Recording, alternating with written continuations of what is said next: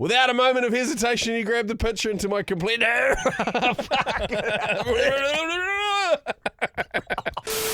How are snipers?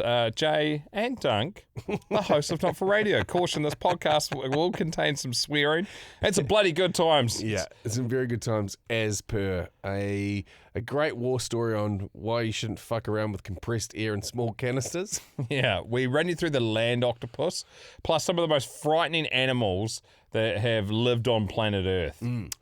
A guy I know had sex eventually with a dead person. We're running a new segment as well. What can you say during a horror film and also sex? We're going to chance you in Not For Radio hats, even though you can't buy them. We check in with Rufus Rice, and to start things off, a real hectic setup from Phoenix, Arizona, which rattled me to my core. Yeah, and if you battle when Jay's like almost spewing, this is one of those scenarios. Maybe just fast forward the first war story, but fuck, it got me so good. The visuals, this is on Spotify and YouTube as well, so if you want to see Jay, give it a skippy laugh. I don't know, man. Like, it doesn't make me feel too sick listening to them now, but geez, I get massive amounts of enjoyment out of them for some reason. I'm a fucking sicko, so you for listening. Enjoy the podcast. Attention, snipers! Gear up and hold your positions. It's time to load up some war stories. Your tales from the front line, brought to life. Prepare to fire. This one's from Darren in Phoenix, Arizona. So around 2003, I was a singer of a local punk band in my hometown. We weren't super popular, but we had a decent local following. This particular night, I'd just gotten over being extremely ill, and I was coughing up huge gobs of lung butter every time I belted out a punk rock scream or growl. Sick. Go give us a punk rock scream or growl there, Benny boy. Yeah, that's quite a sick one. The bar provided each of us with a large pitcher of water, so throughout the set, I'd spit these wads. Oh, you fucker.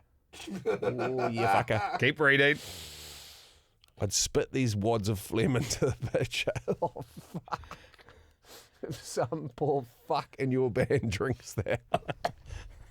Be like a chicken soup. Oh, fuck. Woo-hoo! Woo! Oh, fuck. I just read the next one. Keep going. By midpoint in our set, there was about 25 to 30 huge egg yolk sized balls of fucking phlegm floating around in the water. It was at this time I decided to take a quick break and keep the crowd lively. We'd give out the challenge and the winner would win a free t-shirt. The game would always be different. The crowd would yell out ideas. This time our rhythm guitarist jokingly said, make him drink your phlegm water. Oh, fuck me.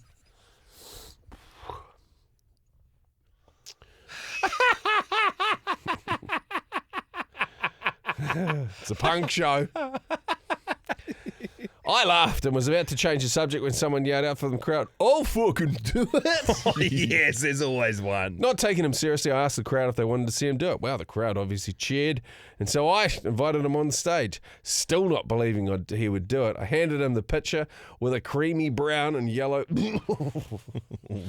my creamy brown and yellow balls sloshing around. Oh, fuck, I'm starting to sweat. Fuck, this is too good. Oh.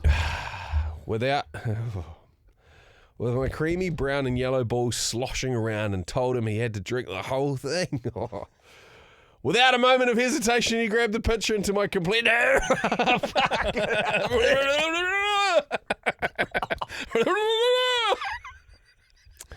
And to my complete horror, I watched him gulp down my fucking lung jizz, completely paralysed. I watched each one work its way... Oh, fuck.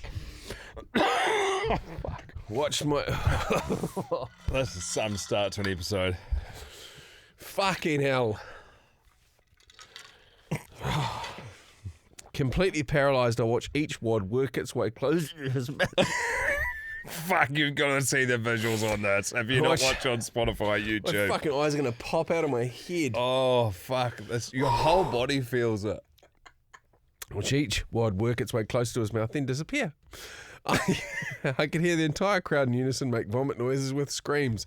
The whole building was mortified. Near the end, this is where I get mechanical and just fucking bang it out. There's a missionary for the rest of this fucking story. Near the end, I thought it couldn't get any worse. I saw a few... saw a few thick globes sticking... Don't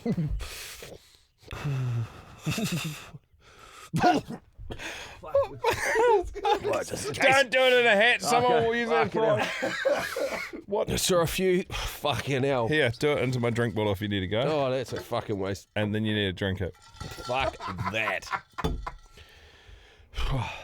Saw a few thick globs sticking to the inside of the now empty pitcher, but with a quick wiggle, they came loose, and he fucking hawked those down too.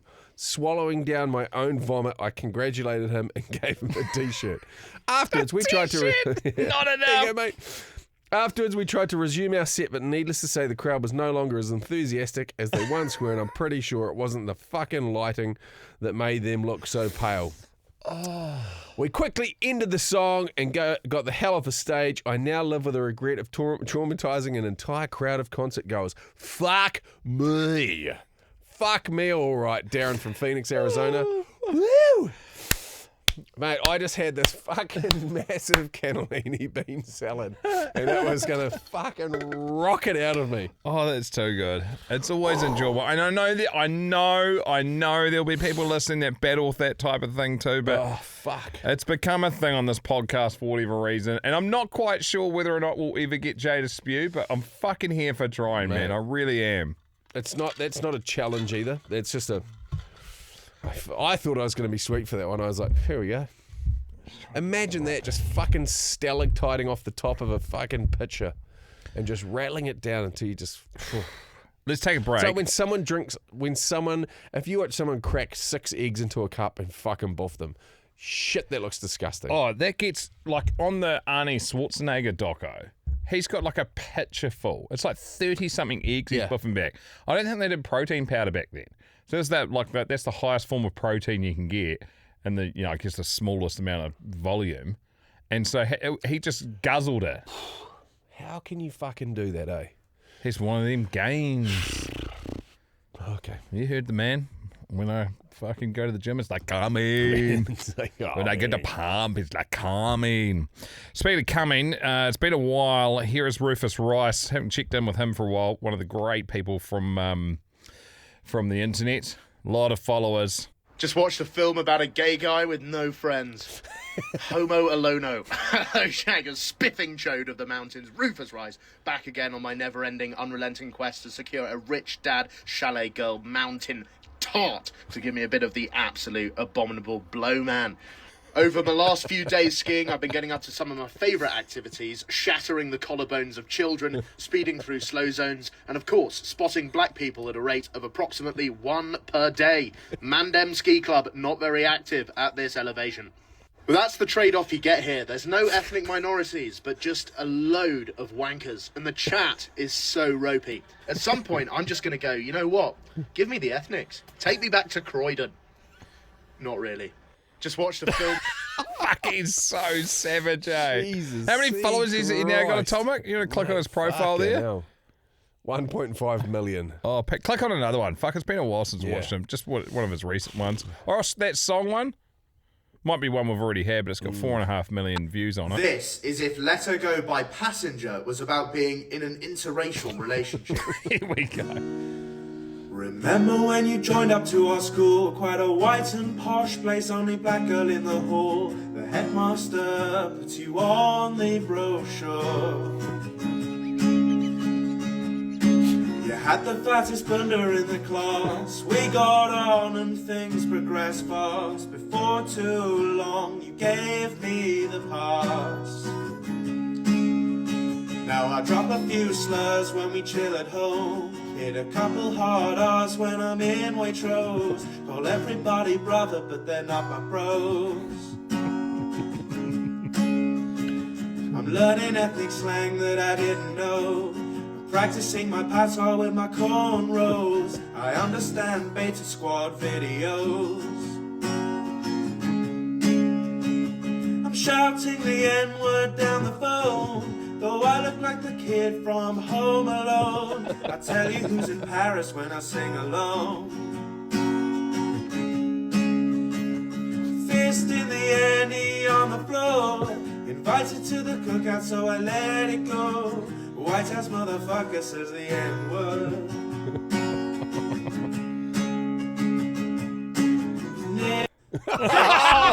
Holy shit! See the panic, instant panic. Yeah, oh man, yeah, he's pretty fucking classic. You know who's been here recently? Another internet phenom from the UK was the Schooner Scorer. Have you seen that guy? He just basically he's from the UK, basically flies all over the place, just fucking pumping pints.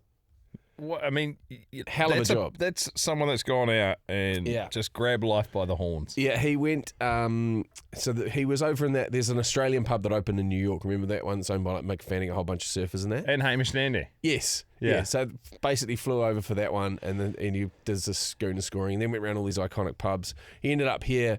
Rod and Gun's iconic dog. Rod and Gun, the clothing label from New Zealand, I'm assuming. Yeah, it is.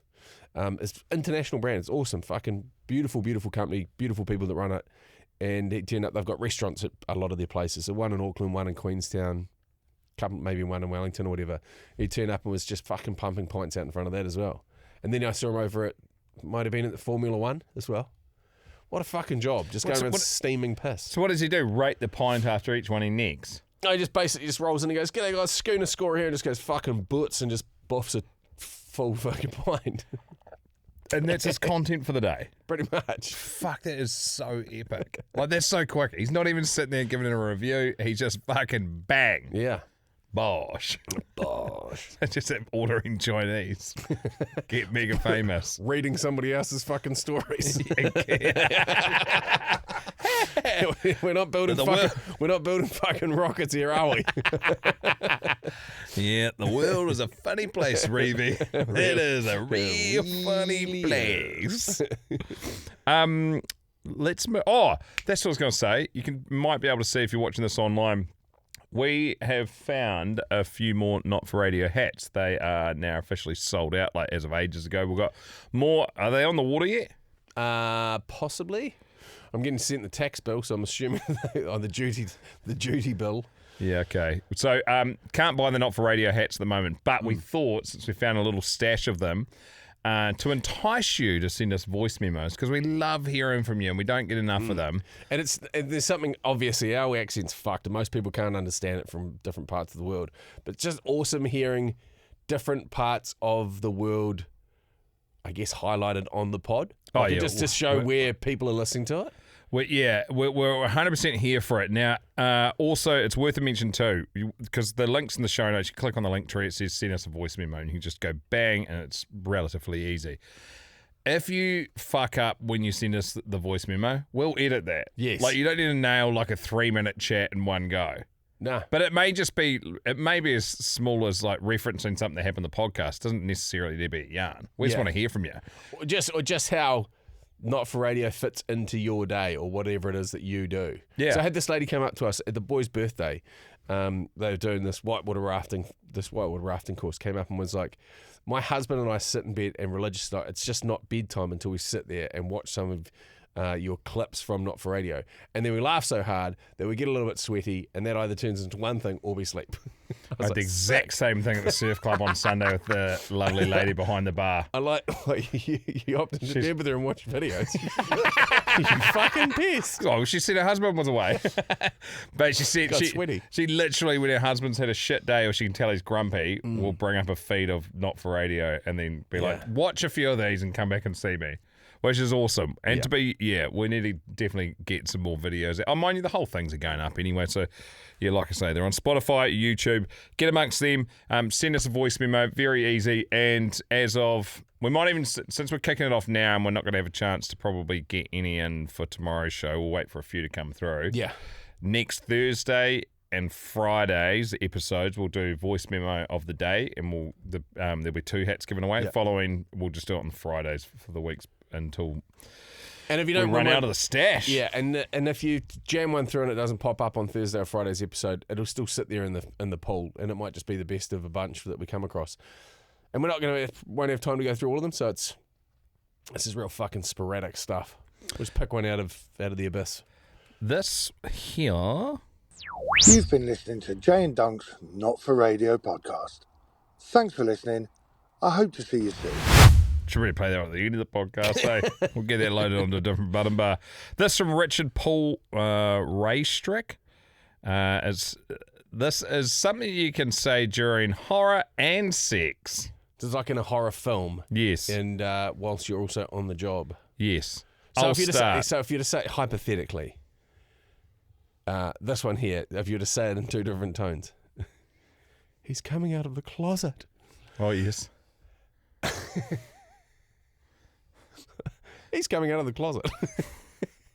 What about, oh, that's a nasty gash. And, oh, that's a nasty gash.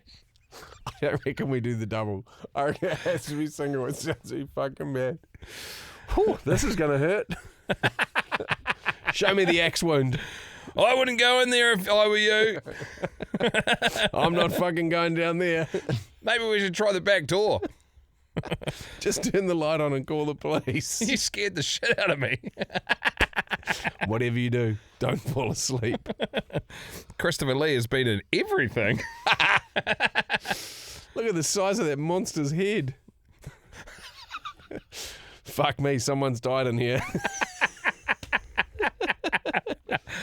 It was nowhere near as good as the first one. Nobody's been here for ages. There's cobwebs everywhere. If you slip, you're in the shit. I'm going to get up in your guts.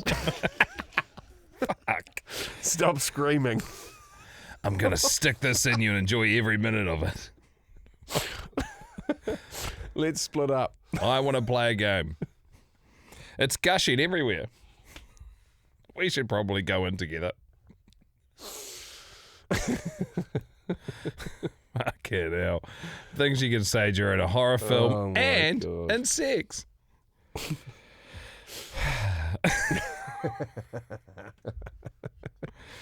It is stupid but funny. I've been meaning to get to the story for ages. How's this for a news story? A 51-year-old man in Japan was hospitalized after suffering a stroke moments after reaching climax. Now, the patient, who reportedly had a habit of masturbating several times a day, had experienced a sudden unbearable headache accompanied by nausea. He was rushed to a hospital over there where the doctors confirmed... Where was the hospital? If I was to say it like you, it'd be like this. No, yoga. You always put on an accent. Nagoya. Yeah, so same thing. He had a subarachnoid hemorrhage, a type of stroke caused by the rupture of a blood vessel in the brain. Specialists note that physical exertion and the rapid increase in blood pressure during intimate activity can sometimes trigger such episodes. While it's a rare condition, studies estimate that sexual activity can account for anywhere between 3.8 and 14% of subarachnoid hemorrhages cases. Crazy, eh? I know a guy who has fucking had a woman pass away beneath him from the exact same thing. But admittedly, they're in their sort of late 50s, early 60s, and they were on the job. So he was around. I don't want to give. Fuck, if you know the person, you know the person. But and I'm not going to give away too many of the details. But you're bad at that. Can you make an effort this time? Yeah. So she was. So it's not his. He was at her house. The kids are not his. So he was just seeing her, met her later in life, and the kids were unaware that they were that they were upstairs banging. So the kids are in their late teens and early 20s. She was a bit of a late starter to creating a family, and her and her partner split. Anyway, he was on the scene and he was chipping away. Anyway, this happened, and he was fucking terrified. As you would be. Because unresponsive, thought she was joking. Then it went from like classic to fuck, this isn't classic. Check for a pulse, no longer a pulse. Came running downstairs naked and was like, call an ambulance, call an ambulance, call an ambulance. And the kid's like, what the fuck are you doing in the nude, you weirdo? They called the cops. The cops turned up. He thought that they were in charge. He was doing compressions on her, trying to bring her back.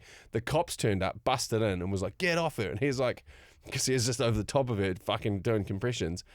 Cops came and basically tased him off her, and he was like, where the fuck is the ambulance? And they're like, they called the cops. And he was like, we need a fucking ambulance. So then they called an ambulance. So then 15 minutes later, fuck, at this stage, well gone.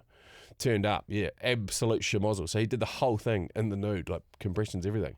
And she had that exact same thing, but basically had a, instead of a stroke, it was basically just a fucking explosion in the brain. Oh, far out. Bang Also, to death. Recent study that I was reading, because, I like to read medical journals, believe it or not. I could tell that by looking at you, Yeah, and the way you pronounce place names. And this one was about blokes tugging. If you tug 17 times a month, 17 to 21 times a month, you have a 40% lower chance of getting prostate cancer. I've got a 400% lower chance. Attaboy. Don't even worry about Betty Boy late in life. Back in the trend of the national average. Tom, what are you looking at? Are you going to be fucking hell? I think I'm safe, you guys. I reckon you are too. Like it fucking owes him money, eh? One of the great snipers is Tarquin Walker. He has sent this through, and this is David Attenborough, who, by the way, I think, didn't he celebrate his 100th or 103rd birthday? He's about to turn 100 this year, and so they're basically BBC's dedicating a channel to all of the work that he's done, like a 24/7 channel, which I can't understand why it hasn't happened already. And he's in fucking good nick for a hundy. Yeah, so he's been considering he's had he's been to jungles and shit where you just... Forever. Yeah, where you just... And white people are really easy to see in jungles. Yeah, you just get shit you're not meant to get when you go to jungles, Oh, man, if you haven't listened to his audio or his book or read his book or listened to it or whatever, the early days were fucking rogue. So they'd apply for a grant from the BBC, and he'd be like, I want to go to some fucking place no one's ever been to before, and then I'm looking for this animal that I think is there. And they're like, cool, take a camera operator. But you had to carry all the tapes and the fucking heavy cameras back then. So they'd just hide out in these jungles by themselves trying to capture it. And he could be away for 5-6 months at a time, and then would come back and they're like, please say you've got enough for an episode or whatever. One episode. We didn't actually see anything. Disappointing. We got Dave rubbing one out in the bush though. Yeah, and cameraman got eaten by a leopard. But apart from that, fucking should be able to knock something together here. I'll use my real sultry voice over the top of it and make it sound really impressive. He kind of fell into that job as well because he was working in the background on TV and stuff. And then he just saw he saw the first one as just a chance to do a bit of travel. And then just ended up just absolutely owning it. So Jamie Oliver is the exact same thing. Really? He was like a sous chef in the background fucking around, and they're like, who is this idiot? Really? And the chef that was meant to be being filmed was a ball bag, apparently. I would say that without knowing him. And was just not as great on camera as he was. And so they basically fell into it. And they just followed him from there. It's like you with MTV. Pretty much. Happens a bit. I was getting paid in sausages and piss to commentate surfing. Well, it's bikini comps, whatever way you want to remember it. Roasted lenses and all that. That was my trial to get the job. Oh, they put you into a bikini comp. Yeah. Anyway, thank you very much. Yeah, you've still got great cleavage. Yeah, so this is Edinburgh a couple of weeks ago, 99 years of age at the moment, on the Jonathan Ross show, talking about, and I'm assuming he's talking about the new the Dinosaurs documentary on Netflix. Which has got Morgan Freeman as the narrator for it. And it's fucking impressive. I was watching it last night with the kids. It's fucking wild to see the millions of years getting shaved off it. So we were talking about this. So 40,000 years old is the oldest living population of people, which is the Aboriginal people from Australia. That's the fucking record. And you go, 40,000 years is a fucking long time. So New Zealand was basically been, what do you reckon, 200-300 years, Yeah, slightly longer. 300, maybe 400 years. They found that waka on the top of the... for Māori, but prior to that. But for Europeans, you just go... We're looking fucking 4 generations, basically, have been here for 6 generations. Between 1300 and 1500 for Polynesian settlements. Yes. Between 1300 and 1500 here. European settlement for 500, say fucking 600 years, a third of that time. And that is nothing. And then when you see it burn through these millions of years and you see the evolution. We're a blip. And how it fucking, literally are a blip.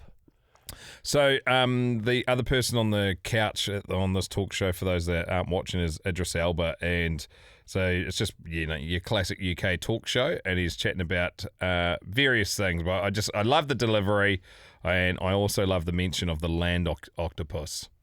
Yeah, that you know happen, but you haven't seen yet. You haven't been involved with the capturing of that on film. Oh yes. I mean, that involves actually giant squid. Giant squid have been filmed. This is an enormous thing, 100 foot long or something like that, with its tentacles out.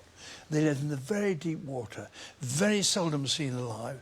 A Japanese team managed to film one a couple of years ago, but we know that giant squid fight with whales, with sperm whales, because the sperm whales have circular scars on their snouts, which can only come from the huge suckers of the giant squid.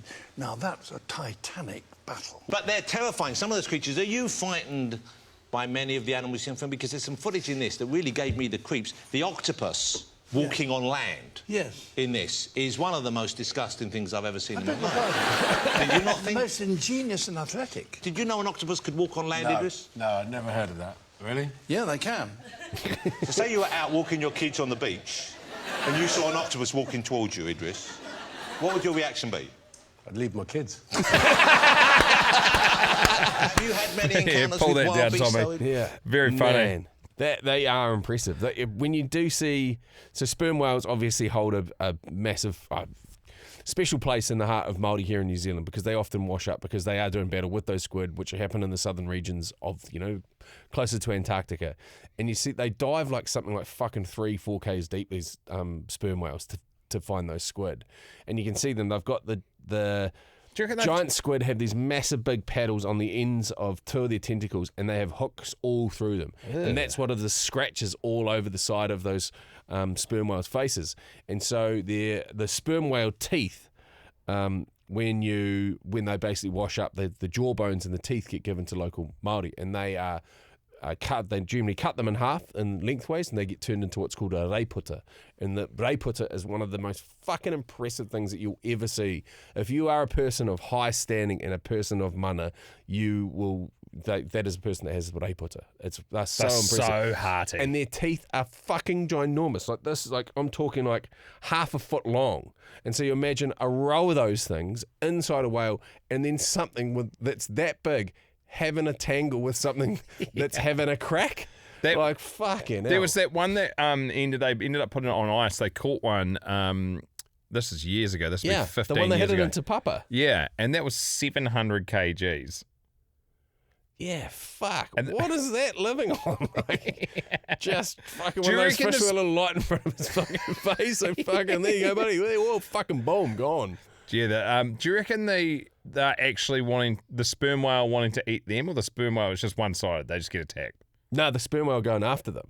They know they're there. Yeah, okay. So you reckon the sperm whale feeding on giant squid on the rig? Yeah, totally. But that's a very even battle by the looks of things. That's their core that's their core business. Fuck that. And they look I'm hungry. I've got to have a Titanic battle again. Yeah, and they literally look like nuclear submarines. Like I'm sure that subs have been fashioned off these things because they've got such a big beamy head that's kind of narrow, and they just pin drop in. They've got this tiny little chody dorsal fin at the back by their tail, and they can just fucking send it into the black because it's pitch black down there. Fucking nothing. You're seeing nothing. Yeah, imagine that, just fucking something on your face. Fuck. Or it just jams one over your hole. Or just fuck, you go try and swim back up. That's a good way. You try and swim. Well, not that they're breathing underwater anyway, but you try Eventually. you go back up, trying to go back up, and they're like, fuck, that go pumping the other way, fucking ink all over your face. Fuck. No hands to wipe your eyes. Fuck. Man, you should have narrated the doco. Fucking jizz all over your face. Squid bukkake all over the sperm whale. It's a job for BMC. Excellent for his skin. Now, I thought we could go through a list and start at the bottom, Jay, for these ones. This is terrifying animals that used to exist that you may or may not know. So the megalodon shark, which is a bus-sized shark, to which you have a tooth of. Yeah. Which is impressive. I want to make a mini reiputa out of that. Yeah, they are fucking... That is a great idea. So estimated to be around about 18 metres long with teeth the size of your hand. Their diet consisted of whales. You'll do. The ocean at this point is just fucking their playground, house, dining table, the works. Amazing. The Spinosaurus, crocodile, duck dinosaur that swam. This bad boy is 15 metres long, had a massive sail on its back, and a head like a crocodile. Half aquatic, so fish-eating unit that could also stomp around on land. Jurassic Park undersold how cooked you'd fucking be with one of these things. I watched the thing. I know what those ones look like. Spinosaurus, they look gnarly. The Titanoboa, this bad boy here, did not fuck around. So this is post dinosaurs, and this is why this thing got so fucking massive, because it went unchecked by the fucking Spinosaurus, which is one of the only things that could fuck with it. So after the dinosaurs, South America got a snake, which would weigh up to a ton and was over 13 metres long. Fuck that. So basically a train made of muscle that hunted crocodile-sized prey in swamps. Oh shit, Benny Boy's just brought up a... Fuck that. I'm not a snake guy at all, way. See, like... Send that to a time, we'll put that in the video. That is a fucking nightmare. How long did you say? Over 13 metres. Ugh, that makes me feel ill. Yeah. Fuck that. Imagine. Fuck that so much. Humans aren't supposed to be near that. Do you know, it's even so on the snake thing, the giant cobra used to stand at 6 foot in the jungle. I think it was even tall. It was 2.2 meters, wasn't it? Well, that was what it would be up on its back. So that's and they only have like that'd be 2/3 of the body. Not even that. Fuck no, like a third. Imagine that thing spitting at you. And they just didn't even, like, they were aggressive. They would chase you through the forest and fucking mow people down. Not eat them, just mow them down. Yeah, there's definitely some things I'm okay with just being extinct for fucking ever and not brought back. This one here is the Jaecalopterus, which is a giant sea scorpion. A sea scorpion. Not as big as the Titanoboa, around about 2.5 meters long, this bad boy. However, its claws were like fucking ice picks, and it lived in rivers and coastal waters. So imagine going through the thing standing on a stingray's a fuck up. Run into the old Jaecalopterus, and then you'll know all about it. So imagine that. It'd have like fucking the Excalibur sword on the end of its tail just to like stab you to bits with. Just the size of your standard sea kayak. Fucking, with a couple of ice picks on the front of it. No. But this one here is, to me, the creepiest. Arthropleura. Arthropleura, which is a millipede the length of a fucking bus. No. So this thing was 300 million years ago. So obviously, whatever. So imagine this fucking sleeping bag made of armoured plates and legs, land-based only, and fucking full nightmare. Wonder what they reckon the running speed on something like that would be. Oh, they'd move. We've got those. That's probably one of the worst things that we've got in New Zealand is those giant millipedes. And they bite or sting or something. The size of insects like that is limited by the amount of oxygen that's in the air, right? So there would actually be no way to stop like millipedes and tarantulas growing to those sizes now if our makeup of oxygen and nitrogen in the air hadn't changed over the last 5 million years. That was what he was explaining. So there's this massive rise in carbon dioxide, which obviously feeds trees. So the trees grew really, really quickly, and then all of the lizards that used to eat off the ground couldn't reach it, so they basically died out, and there was this fucking battle. Yeah, so all of the herbivorous lizards that used to live off that couldn't reach any of the fucking branches because they just went bananas. I've got to watch it. It's very, very good. But Hang on, so am I talking about two different things? Because there's the Netflix one with who's narrating it that we played yesterday on the radio? Morgan Freeman. And then there's another David Attenborough one that must have come out if he's doing the rounds. Or maybe it's just in his 99th birthday rounds. Yeah, maybe. There's an Attenborough dinosaurs one that came out a couple of years ago. Yeah, okay, sweet. Okay. Sure, I'll do the final war story. Yeah, why not? Snipers, reload. Another war story incoming. Eyes on target, scopes dialed in. Let's see who hits the mark. It's a bit of a long one, but let's get into it. Yeah. This is from Neil in Australia. I'm listening from the start of the Rock Drive home. Wow, going back in the Rock Drive podcast. I'm also a Sniper Elite member and caught up from the beginning. Listening to the 21st of the 10th, 2021, and one in a million things that's happened to you. Have I got a little story for you? Wow, that's back. What's 5 years ago? Call me Neil because that's my fucking name. Back in 2011, I was a paintball referee at this time. We were setting up the guns in the gun room, and one gun was a dick because guns can also be dicks. These guns were charged with CO2. This dick of a gun was leaking. We thought it was a bad O-ring, but it wasn't. The other referee presented this dick of a gun to me, and now it starts. We're both holding the gun as the CO2 freezes when leaking. I was the one that had the gas bottle facing me and the nightmare starts now. After 3/4 of a turn, I said, let's put it aside and let it finish leaking as it should have come loose by now. Picture this, the whole connection was unscrewing from the main connection to the gun. Then the CO2 bottle, fully charged, blasted off, and I mean fucking blasted off. This is hectic. Yep, you guessed it. It hit me right in the left testicle. Just the left testicle. Dropped me like a bag of potatoes. I actually thought it went fucking right through me. I can feel like it. It's like a full bottle rocket. I looked to the left of me while on the ground, and this bottle was spinning around faster than a tweaker on a crystal pistol, and this is where the games start. I stuck out the rest of the 12-hour shift in pain, and the pain was nothing I've ever experienced in my life. Little did I know that this little battered testy was in the process of the beginning of torsion, which is twisting of the testy. Finished the shift and come about 8 o'clock. Couldn't take the pain anymore, so off to hospital fuck. After 5 different doctors come in for a feel, I lose my shit. Had an ultrasound and they confirmed I'm in torsion. Getting ready for surgery, had a final ultrasound, and luckily it come back around. Luck? No, not luckily. Luck? No, not lucky. Got released from the hospital to have a scan to check if this has done any further damage. Go for an MRI scan. They explain the procedure. IV contrast. 1 in 100 this could happen. 1 in 1,000 this could happen. 1 in a million it could fucking kill you. So I respond like it's like the odds of winning the lotto. Pump me full of shit. Let's fucking go. This is where things take a serious turn. Had to hold my breath for the scan as they roll me in, start to hold my breath, and then I start to sneeze. Bloke comes in and goes, "Are you okay?" I reply, "Yeah, all good. I got a bad sinus and dust gets to me." He looks at me funny and says, "Okay, we'll try again."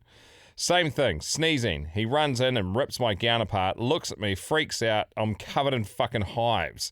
By this time, I feel my eyes starting to close. He comes in with a couple of tables and says, "Here, it must be tablets. Here, take these. The ambulance is on its way." I'm like, "What for?" He replied, "You have an anaphylactic reaction." I'm like, "Cool." He freaks out more. He starts telling me I'm close to dying. "How are you so fucking calm?" he says. I said, "Fuck me, mate. It's in me. I just have to ride this thing out. Nothing I can do. You chill the fuck out as well, all right?" The ambos. It's so Australian, hey. Well, what can I fucking do about it? Nothing. So no point panicking. The ambos turn up and give me a shot of the good shit to keep me settled. They get put onto the stretcher, and as they're taking me to the ambulance, the whole waiting room is staring at me, and I say, "Whatever you do, don't let them give you the needle." That's good. 14 years later, still have trouble with this little nugget of a ball because they refuse to remove the testicle after multiple trips back to the hospital. So I'm now living with a cyst 2.5 mil by 3.5 mil, which is a never-ending painful bastard. So just remember, guns are dicks. But apart from that, sweet as. Love the show and the podcast. Keeps me laughing insane. Keep up the great work, guys. Much love to you all. Sorry for the David Longy. Mate. Fucking hell. That would have hurt so much. Yeah. I get to the point, I wonder, like, I'd love to get my blood's done, just to see what my hormone levels are, just to see how much testosterone is being produced, and just go fucking straight jabbing, eh? I can just live on fucking TRT and peptides for the rest of my days and look like fucking David Goggins without moving a muscle. TRT, peptides, and fucking ribeyes. Yeah, exactly. Sick. With some fucking Can you do Himalayan some sea research, salt. quick research of that, Benny, and see what, because blokes' testosterone levels drop out the arse from our age. Totally. And people that are, I think it's illegal here in New Zealand. You got to be really low at the GP. Like, it's quite hard to get your hands on. But people that do take it feel fucking amazing. So he won't mind me saying this. Say the range is like between, I don't know, it's like 7 and 14 or something. Whatever the fucking number is. Someone that's doing it will know anyway. And so most people sit somewhere in between 7 and 14. So if you're lower than that, then you can go on some form of TRT. One of the boys is on it because he's lower, which is fucking ironic because he's a psychopathic mad rooter. So it must be just something else that's making up for it. Anyway, Dodsey goes in and he's like, fucking sick, I'll get on the TRT as well and just get jacked up because he loves fucking throwing tin around and just looking like Duke Nukem, basically. That's his dream. And so he goes in and gets the test done. The doctor's like, Jesus, see, fucking Christ. And he's like, fuck, is it real low? Do I get to go on it? And they're like, your testosterone level's like 28, like double what it's meant to be. And he's like, what the fuck? Yeah, so he goes, if you guys want to drink my piss, let me know. Save yourself a couple of $100 and a needle in the ass. Why is it so high? I don't know, because he's just a fucking juice head. I don't know. Yeah, he's a beast. He just... Everything about it, everything. He's just super hyper competitive and fucking loves pushing tin. That'll do for the podcast Cheers. today. Once again, send us a voice memo, you absolute weapons, for the chance to win one of those sniper. I just realised we should be doing extra ones for the Not For Radio hats. Do an extra one for the Sniper Elite members. Yes. So if you're a Sniper Elite, you're going to have another crack at them as well. Yeah. We're sharing the love right across at the moment, just because we found them it's a mini stash. But feed the backs. So if you want to send us a voice memo about anything about this episode, maybe you've had your nuts pasted as well, you can just click on the episode notes, click on the link tree, and then you'll find the bloody links in there, won't you? Have a great rest of your day. And if you've been thinking about it for ages and haven't, get amongst Sniper Elite if you've burnt through the episodes. There's some fucking crackers from earlier in the week. Oh my gosh. This absolutely filthy Frenchie that hooks up with a guy and basically plays pawn chicken with him. It ends in fucking tears, as you would imagine. We legitimately had two, I think, in the Monday, Tuesday episodes, two of the best war stories we've ever had. Yeah. So if you've been thinking about it, jump on. It's I think you get a discount when you buy it for a whole year. It's less than a beer a month, or say $80 Kiwi, which is what, 40 quid or whatever for the whole year. You get first crack at prizes, ad-free episodes, plenty of stuff. Get amongst, and it's the best way to support us. We bloody appreciate it. Have a great rest of your day. Go well, go long. Up the wires. Up the wires. Up the wires. Up the wires, baby. G'day, snipers. This is from Australia, and you're listening to Not For Radio with Jay and Dunc. In the famous words of Gandhi, take it easy, and if it's easy, take it home.